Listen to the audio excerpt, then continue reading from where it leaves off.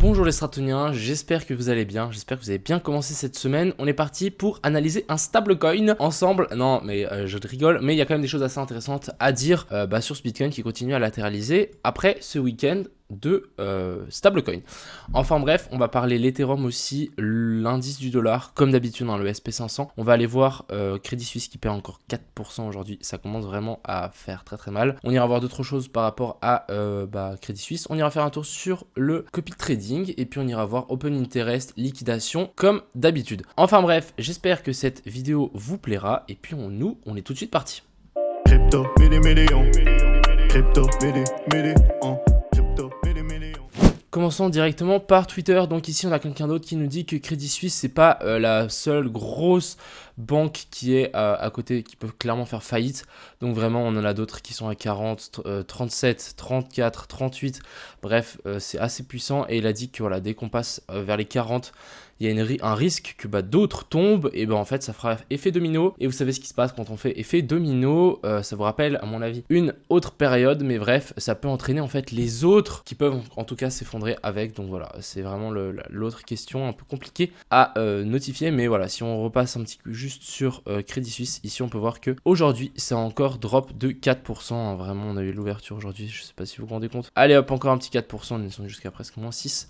Et ça c'est plutôt mauvais signe pour la suite. C'est vraiment, est-ce que ça va nous enclencher une grosse crise économique? À voir, on est déjà dans une crise économique, mais bon, ça peut clairement être un élément perturbateur et qui peut agrandir la boule de neige. Ensuite, on va parler un petit peu du copy trading. Donc copy trading qui est toujours plein. Écoutez, j'ai pas trop envie de me casser les dents à faire du copy trading là-dedans, je pense que vous comprenez. Donc il n'y a pas eu de trade et j'ai pas envie de faire des trades pour faire des trades. Donc dès que le marché nous donne des nouvelles opportunités, je serai là, je check tout le temps le marché. Mais pour le moment, voilà, il n'y en a pas grand-chose par rapport à ça. On est toujours à moins 10% sur le capital de base, on est à 1700 $ au total, donc je suis à plus 70% à partir du début depuis que j'ai commencé le défi. On va bien évidemment essayer de monter bien plus haut que ça, et si jamais du coup à mon avis il y a des places qui vont se libérer. Je sais qu'il y a des gens qui ont reçu un mail comme quoi s'ils n'avaient pas 100 $ sur leur compte de futur BitGet, en fait ils allaient être dégagés du copy trading. Donc ça se trouve il y a des places qui vont se libérer.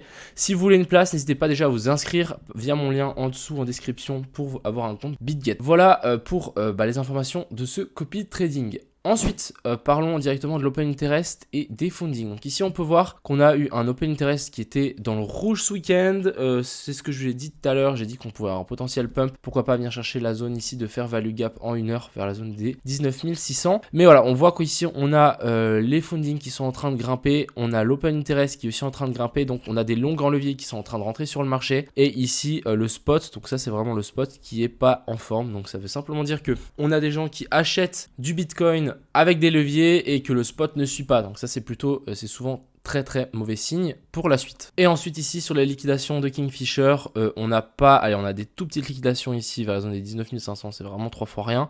Ensuite on a un autre pic à 21 500, 23 500, toujours les 28 000, et puis en bas on a vraiment deux gros pics, hein. C'est pas des masses comme ça, on a vraiment un gros pic ici à 13 500 et à 15 000 et aussi à 16 700. Bref, est-ce qu'on va y revenir? Je sais pas, mais pour le moment moi je voulais voir si on n'avait pas des liquidations assez proches du cours. Malheureusement pas, on est un peu au milieu de nulle part, donc ça va pas nous donner une idée de où est-ce que ça va partir. En parlant de cette fameuse charte, on est finalement venu combler le gap ici, la zone de fair value gap, excuse-moi, mais pas le gap, la zone de fair value gap qu'il y avait là. Donc j'avais tiré cette ligne hier, on est finalement venu la taper, hein. Vous voyez ici on a bien vu corriger. Donc ici il n'y a plus de zone de fair value gap, donc ici ça a été fini, ça a été touché, comblé, tout ce que vous voulez. Donc techniquement maintenant, allez, on devrait au moins remonter chercher cette zone de fair value gap.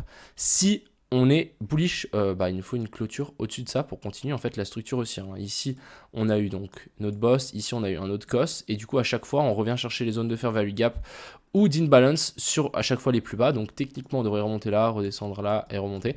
Bref, plutôt haussier pour le moment pour ce SP500, pour le Bitcoin. Encore une fois le SP500 on ira le voir après, mais vous savez très bien que le SP500 va beaucoup influencer sur ce BTC. On a toujours une petite zone ici de fair value gap à potentiellement venir chercher. Ici on voit qu'elle n'a pas été totalement comblée, on parle de la zone des 18 780. Mais voilà, pour le moment j'ai rien d'autre à dire par rapport à ce Bitcoin, si c'est que on a un petit gap de CME qui s'est formé jusqu'ici. Ou est-ce qu'on a été comblé? On n'a pas été comblé.